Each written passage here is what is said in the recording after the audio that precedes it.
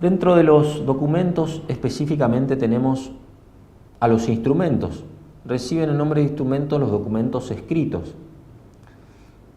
y son muy importantes conforme la eficacia probatoria que se otorga a unos y a otros dentro de lo que es la ley de fondo, es decir, el Código Civil y Comercial.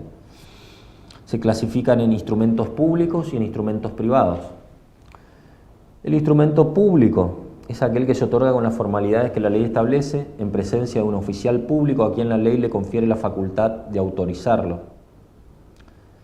En el Código Civil anterior existía una numeración bastante amplia, lo que eran los instrumentos públicos, en el artículo 979 del Código.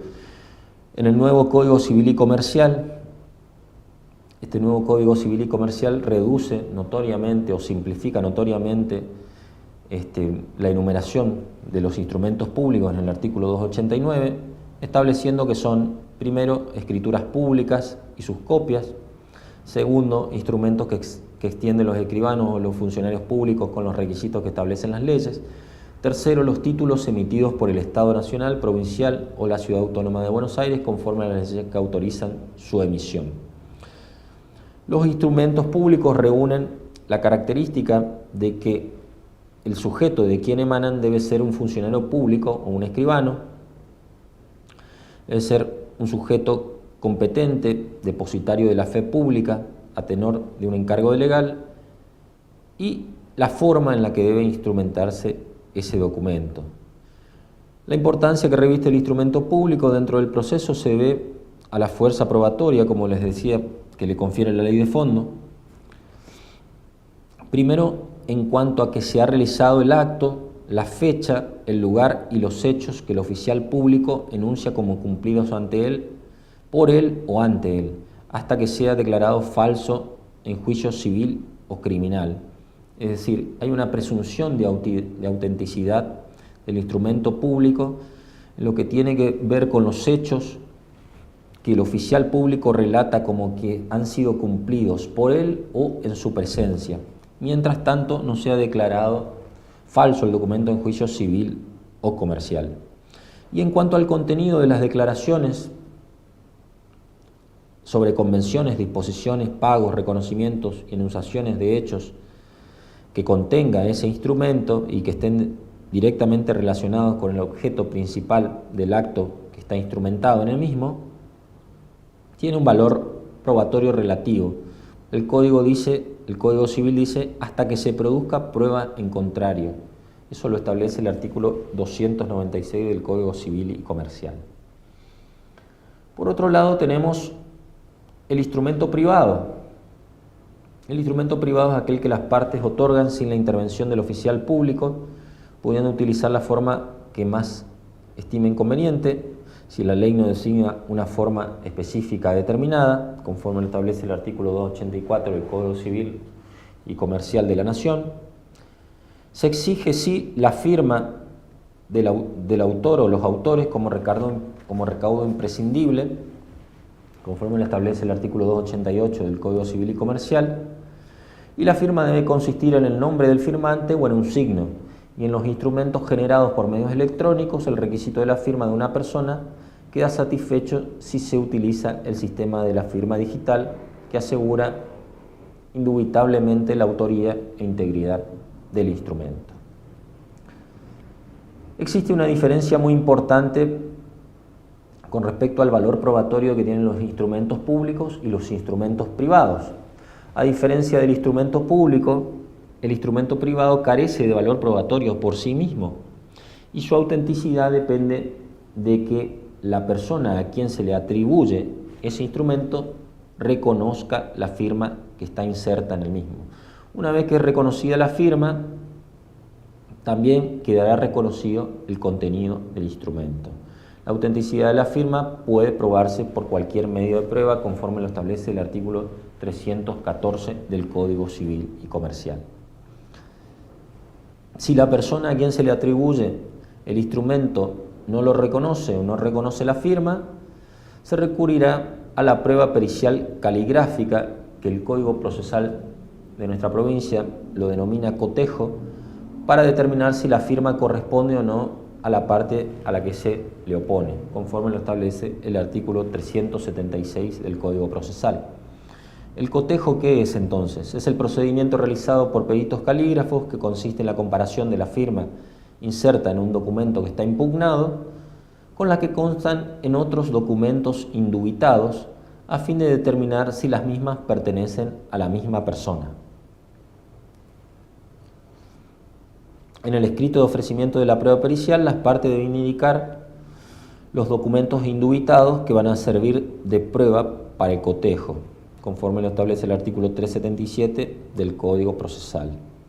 El Código también establece que, en caso de que no existiera acuerdo entre las partes respecto de cuáles documentos privados van a ser tenidos como indubitados, establece una nómina de cuáles son los que van a ser considerados en tal carácter, conforme lo establece el artículo 379.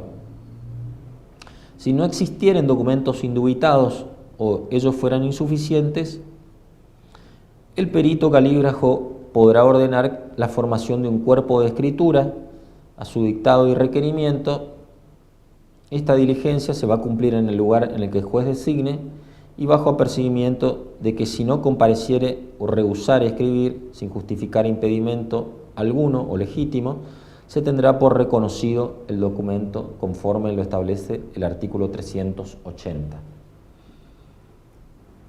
Para impugnar un instrumento público tenemos que recurrir a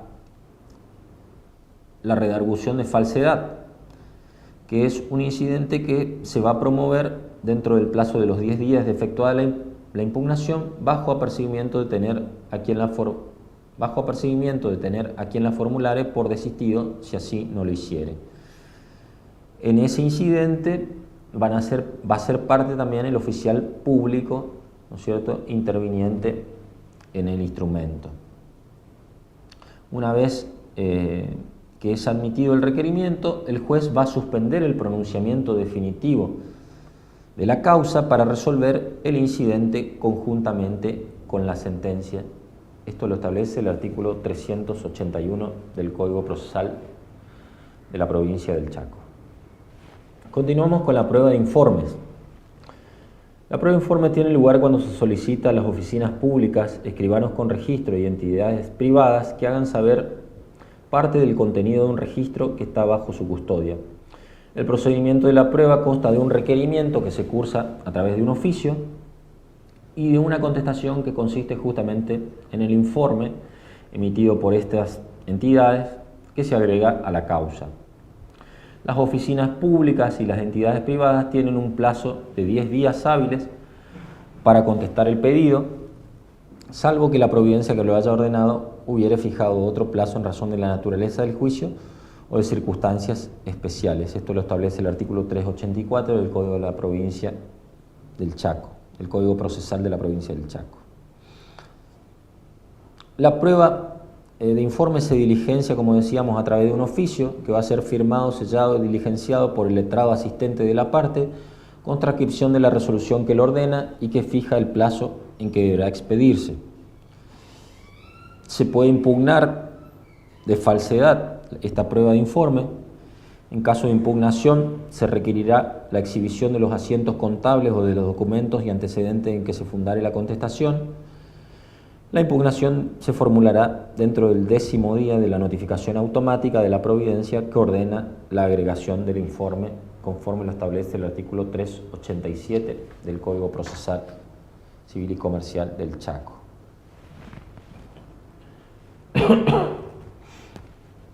Pasamos ahora a otro medio probatorio, la declaración de parte. La declaración de parte, conforme está regulada en el Código Procesal, es la declaración de conocimiento que es emanada de una de las partes y que está dotada de una específica significación probatoria. Adquiere eficacia probatoria cuando en ella se confiesa o se admite la existencia de hechos que son desfavorables al declarante, ya que esta característica es la que le confiere credibilidad. Así queda claro que la declaración de parte no siempre va a ser una confesión, sin embargo, una confesión siempre va a formar parte de una declaración de parte. ¿Quiénes pueden ser citados a declarar?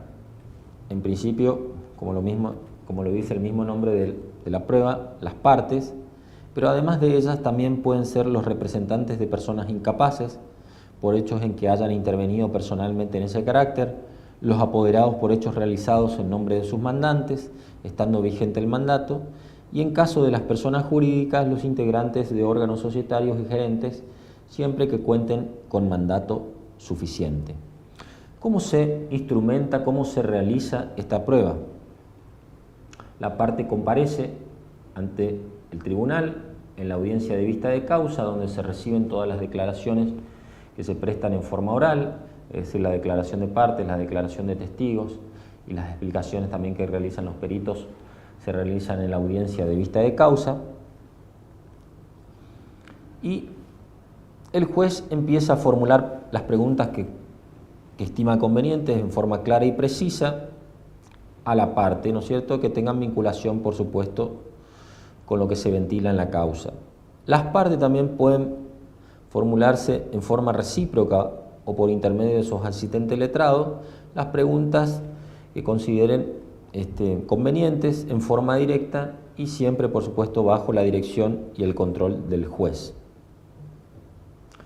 El declarante va a responder por sí mismo de palabra y en presencia del contrario, si asistiese, no tiene la posibilidad, ¿no es cierto?, de consultar, por supuesto, con su letrado asistente las respuestas, sino que tiene que hacerlo en forma espontánea por sí mismo.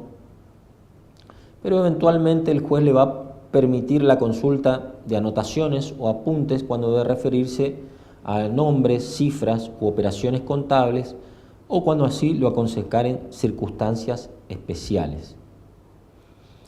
El declarante, al final de su declaración, podrá precisar o rectificar sus dichos si lo considera necesario. Cuando el declarante, interrogado sobre hechos personales, adujere ignorancia, olvido, contestare con evasivas o se negare a contestar, el juez no podrá tenerlo por confeso sobre los hechos invocados por la contraparte, conforme lo establece el actual artículo 395. Es decir, que no rige más la confesión ficta que teníamos en nuestro anterior Código Procesal de la Provincia del Chaco, Ley 968.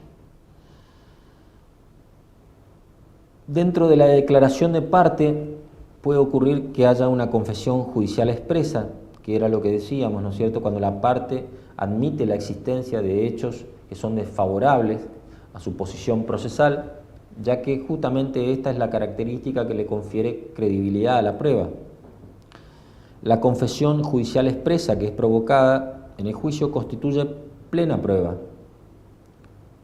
salvo cuando dicho medio de prueba estuviera excluido por la ley respecto de los hechos que constituyen el objeto del juicio, recayere sobre hechos cuya investigación prohíba la ley o se opusiera a las constancias de instrumentos fehacientes de fecha anterior que ya han sido agregados al expediente conforme lo establece el artículo 400 del Código Procesal Civil y Comercial de la Provincia del Chaco. En caso de duda, la confesión deberá interpretarse a favor de quien la hace. También puede darse el caso de una confesión extrajudicial. La confesión extrajudicial es la que se presta en forma expresa, pero fuera del juicio, es decir, ante cualquier persona que, aunque tenga el carácter de funcionario público, no ejerce una función jurisdiccional. En consecuencia, la circunstancia que califica como judicial o extrajudicial es justamente el lugar donde la misma confesión es prestada. La confesión extrajudicial puede hacerse por escrito o verbalmente. Si es hecha frente a la parte contraria y a quien la represente, va a tener el mismo valor que la confesión judicial.